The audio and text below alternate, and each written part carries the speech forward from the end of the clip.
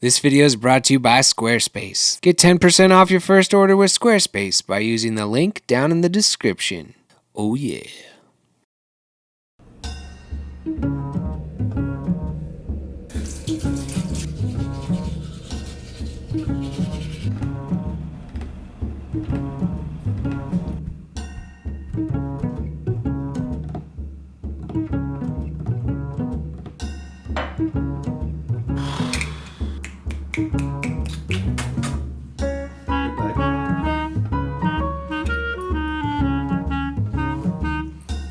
Once the cases started progressing and whatnot, our governor has put some lockdowns on businesses that can stay in operation. The virus lasts in a person for some number of days or perhaps weeks.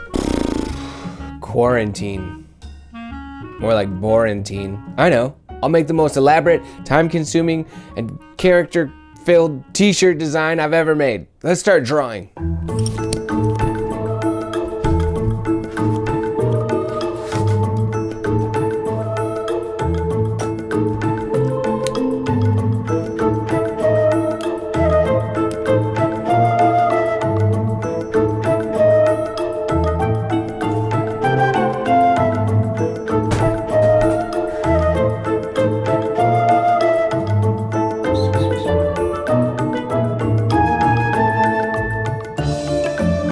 Every drawing has to start somewhere, and mine started with this girl right here, dead in the center of the page. Everything kind of spreads out from her.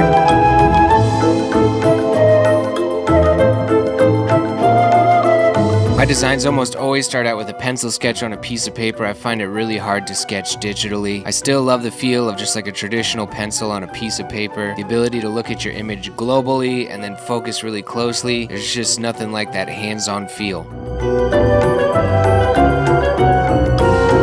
Alright, so I've been drawing for a couple hours and I have like 14 characters on there. Something tells me this drawing is going to take quite some time trying to fill that whole page up. I've done some crazy character mashups in the past and they've always been like super popular with my fans, but I've never made a t-shirt design with just like a super crazy character mashup. So I'm pretty excited to see how this thing comes together. So I'm going to jump back into it and keep drawing.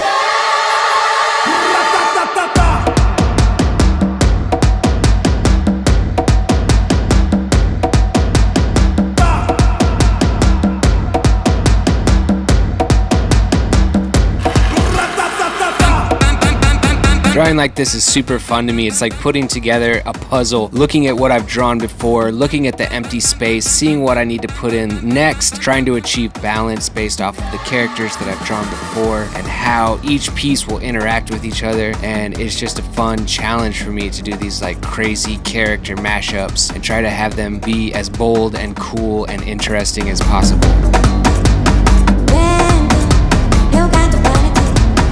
Making a drawing like this is a combination of just drawing strictly from my imagination and making stuff up on the spot, looking at reference photos, especially for like some of the animals that I was drawing, and then just diving into the visual world that I've been developing for years, the characters that have become my own and my signature visual style, and putting all three of those things together.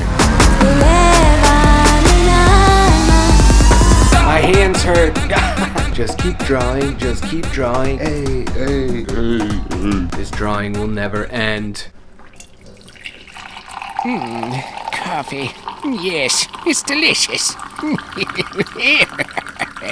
I love coffee. Oh, so good. I love you like la la la la la la la la.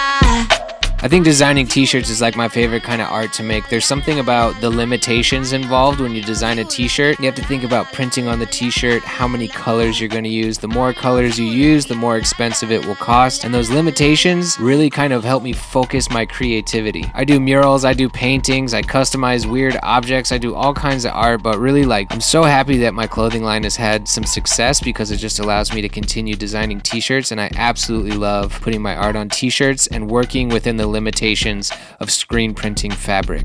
I right, I finished my pencil sketch. Now I think I want to photograph it and bring it into Procreate on my iPad Pro so I can do the inking digitally. Let's see how this goes. All right, I'm gonna open up Procreate here. I'll create a new document, start from scratch here. Let's go to inches and we'll make this 15 inches by 20 inches. That's the size that my t-shirt printers can print at. And on my DPI here, I have it set to 300. We wanna make sure that that is at 300 because if it's anything less than 300 DPI, it's not gonna print correctly. So 15 inches by 20 inches, 300 DPI. Let's go ahead and create that. All right, and let's go ahead and bring in a photo that I took of my drawing. Add, insert a photo. There we go. Now let's go ahead and just stretch this thing out. Let me skew this just a little bit because my photo doesn't seem to be exactly square, or straight on that is. Let's see, move this just a little bit. Cool, we'll go with that. So now I'm gonna create a new layer. It'll be my inks layer. I go over here, I'm gonna grab the technical pen, and I like to add just a little bit of jitter so it's not just like perfectly smooth and digital. Set mine at like 16% jitter. That way it just maybe looks a little bit more like it was drawn with a real pen as opposed to just straight up digital inking. And yeah, let's just jump into this thing and get inking.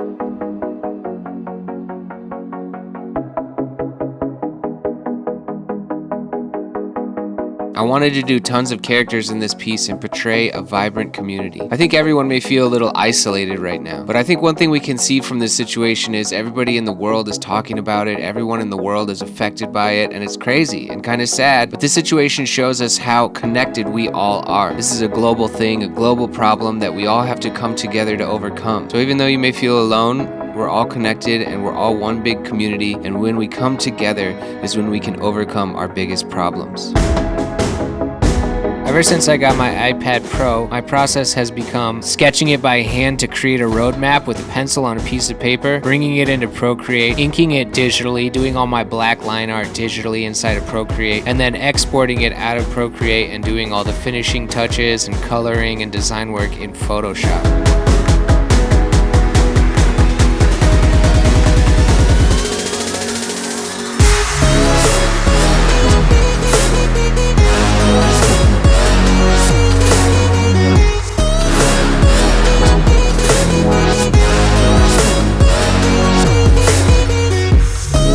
I used to just sketch it with pencil and then ink it by hand with real inks and then bring that into Photoshop, but Procreate is just such an amazing tool and I've really implemented it into my workflow. You just gotta keep in mind if you're gonna be designing for a t-shirt, keep that baby at 300 DPI. It would suck if you did your whole illustration at 72 DPI and then it's like web resolution and not ready to print, so please keep that in mind. Nobody wants to waste all that time and energy.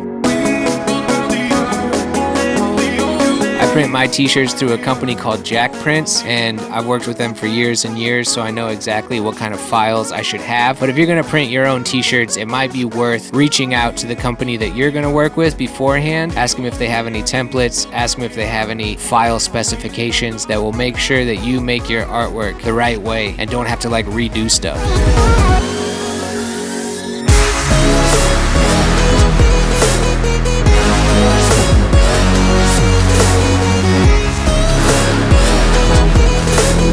I don't know why, but ever since I was a little kid, I've always just dreamt of putting my art on t-shirts, and now I get to do it all the time. I love it, and yeah, that's kind of why I put out videos like this, because I know a lot of you guys probably feel the same way, and I just want to show you, like, it's not even that difficult. It's pretty chill, it's pretty easy. If you're dope at art, then, you know, make a dope t-shirt.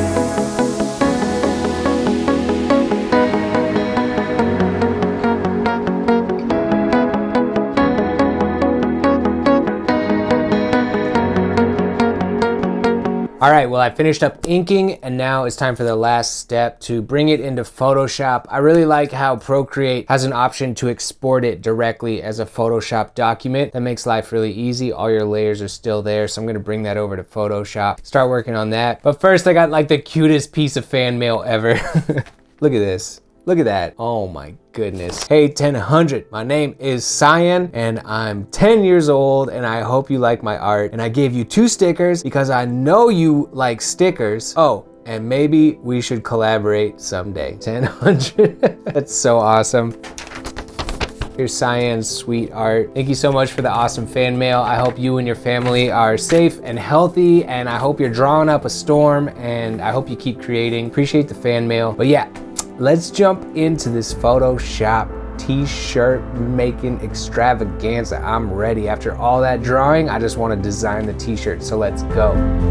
Alright, so I knew from the get-go with how busy the line art is, I just wanted to make this a pretty simple design. Black line art, white fill-in colors, and just keep it pretty much black and white, maybe a few little pops of color. So I just selected my entire illustration, created a new layer, and behind the inks, just filled that all in with white.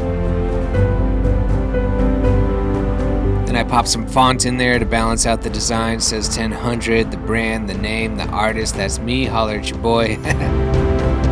And so far this t-shirt is just one color, one ink color, because the t-shirt that I'm actually printing on is black. So the black parts that are on the design will just be the fabric showing through, and the white ink will be what's actually printed. I like to print my shirts on a blank shirt called Anvil 980. Find it to be like a nice soft t-shirt, but that's still got a decent weight to it. Some of my customers like really lightweight, super soft shirts, and other of my customers want like really heavy, like almost coarse fabric, like super thick, heavy shirts. And the Anvil 980 to me is like the best of both worlds. It sits somewhere in the middle and hopefully pleases the most customers, and people tell me that they really like my shirts and the quality that they are, so that's kind of what I go with.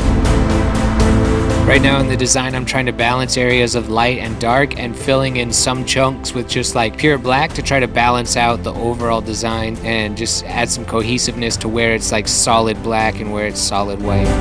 And then I wanted to play with adding like a big pop of color, but kind of almost ignoring the illustration and not even paying attention to the line work to add the color. So I just grabbed this giant like spray paint effect and just like splashed it across the middle behind the inks layer so that the ink still showed through, but the fill had this like pop of red, orange, and I just wanted to add that like one extra color. So now it's up to a 2-color shirt. It's white and warm red. And then last but not least, it's time to just slap them on a mock-up. The mock-ups that I use are by Photific, I think. It's called Storefront 2. I actually paid for all my mock-ups, and I've gotten so much mileage out of them, so much use out of them. They look really nice. They're really high quality. I want to do this design as a back print, and then I have my logo really small as a chest print. And yeah, I think they're looking super duper sweet, and I'm really actually super pumped on how they turned out.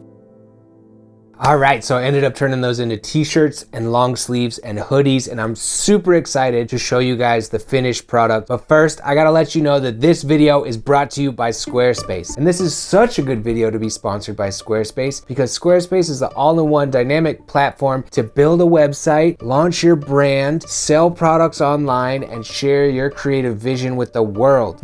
Launch your brand, sell products online. You mean like t-shirts? Yep, I love Squarespace. I've been using Squarespace for years and years and years. My 1000art.com website is built 100% on Squarespace. That's how I sell my t-shirts and my prints and all kinds of art merchandise that I make. It's super easy to build a website. I'm not a website programmer builder dude. I don't know none of that stuff, but Squarespace makes it super easy. You don't need to be an HTML guru. You don't need to be a website code wizard. All you gotta do is take your awesome content and pop it into their beautiful, award-winning templates, and you're off and running. Their templates are super clean, super classy, super elegant, and they make you look more professional than you probably really are. And if you ever do run into any issues, they have 24/7 award-winning customer support, and they've helped me out of a problem or two in the past. They also have awesome stuff like really beautiful galleries with automatic image scaling. So really, like, they just do all the work for you. All you gotta do is put your stuff in there, and it's like, wow, I have a website. This is crazy. I really think every artist needs a super dope website. So what are you waiting for? It's time to launch your Squarespace site. Go to squarespace.com to start your free trial. And when you're ready to launch your website, go to squarespace.com/1000 for 10% off your first purchase. Thank you, Squarespace, for sponsoring this video. Squarespace, you my boy. All right, let's check out these final designs. I'm feeling pretty happy about them. Let me know what you think. Here we go.